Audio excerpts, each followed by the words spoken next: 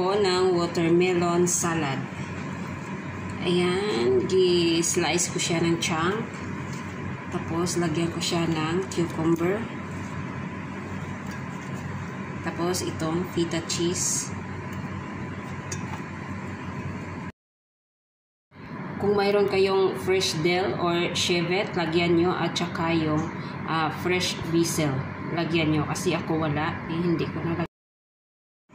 Ito ang kanyang sauce. Kaunting honey. Lagyan ng olive oil. Lagyan ng kaunting salt. At saka itong lemon.